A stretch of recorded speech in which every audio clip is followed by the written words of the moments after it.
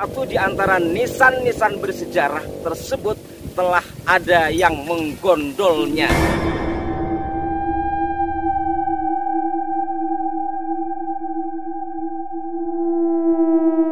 Siapakah pelakunya? Ini harus segera diketahui, sebab kalau tidak, bisa saja nanti akan dimunculkan makam-makam baru dengan nisan-nisan lama yang seperti ini, hingga akhirnya bangsa aslinya dianggap sebagai pendatang. Bangsa pendatang mengaku diri sebagai bangsa asli karena ternyata ditemukan makam-makam leluhurnya, padahal makam-makam itu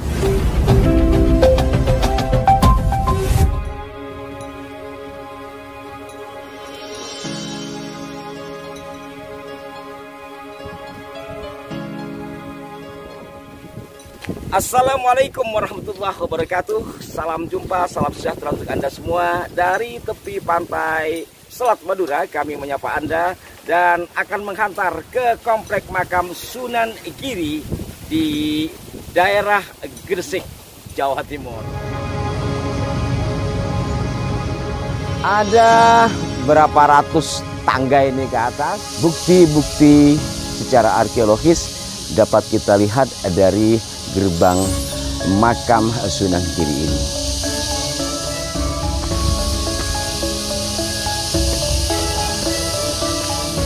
Di mana saudara-saudaraku sekalian telah terjadi satu peristiwa yang mengagetkan kita semua. Satu di antara nisan-nisan bersejarah tersebut telah ada yang menggondolnya.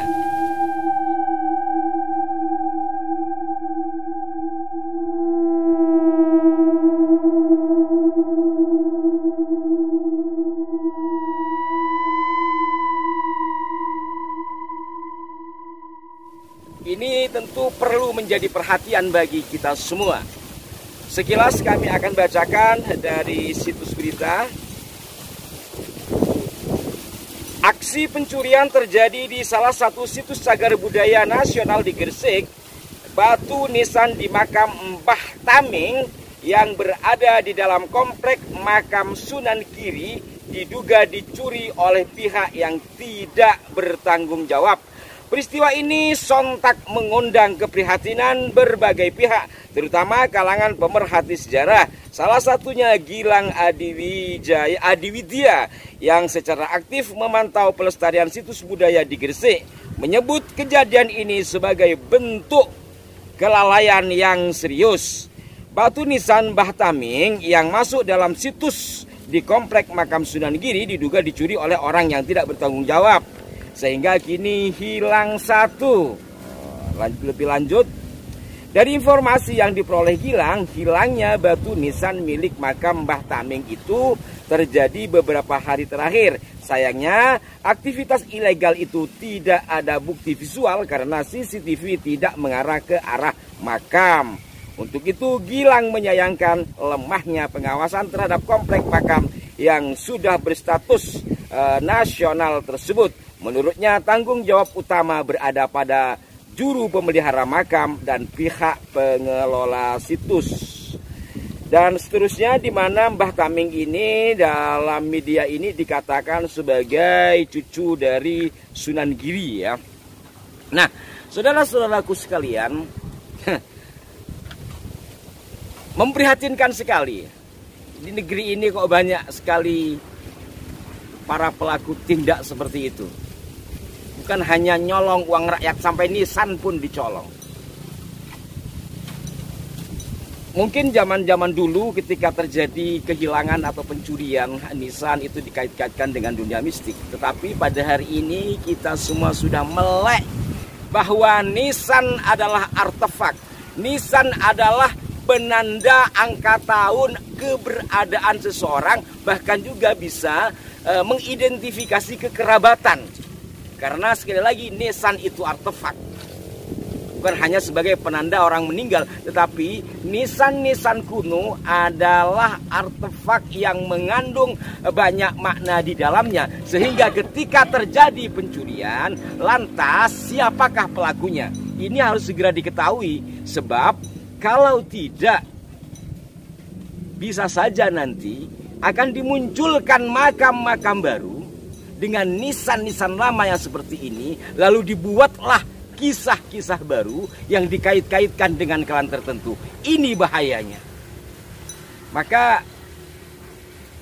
bukan hanya Mas Gilang ya, kami pun juga tersentak mendengar kabar itu. Kok bisa? Ini situs loh Pak. Kepada pemerintah daerah Jawa Timur, secara khusus pemerintah Gresik, dan secara khusus pula yang membidangi situs cagar budaya, mohon ini jadi perhatian. Ya, kita melihat Sunan Ampel, nisannya tidak terlihat seperti ketika masa dulu. Ya, sudah dibuat megah tetapi akhirnya seperti itu. Kemudian juga di Tuban ya, di Sunan Bonang banyak nisan-nisan kalangan Baalwi yang entah bagaimana dan seperti apa kok bisa merangsek masuk ke sekitar makam Sunan Bonang yang merupakan situs cagar budaya. Nah, ini makam atau nisan dari Mbah Taming yang berada dalam komplek makam yang dilindungi oleh undang-undang malah hilang. Siapakah pelakunya? Ini harus kita lacak bersama. Dan semoga dari Anda juga mau membantu melacak siapa pelaku dari pencurian nisan Mbah Taming ini.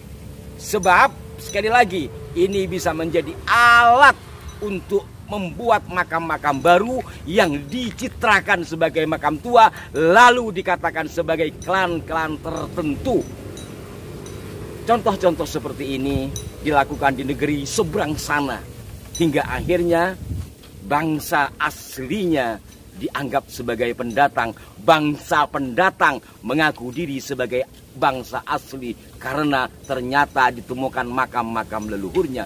Padahal makam-makam itu benar nisannya tua, batunya kalau dilihat tua, tetapi aslinya hasil pengambilan dari tempat yang lain, bukan di tempat itu. Apakah Indonesia akan mengalami hal yang sama? Bagaimana menurut Anda? Berikan masukan yang konstruktif. Mohon maaf jika ada kekeliruan. Wassalamualaikum warahmatullahi wabarakatuh.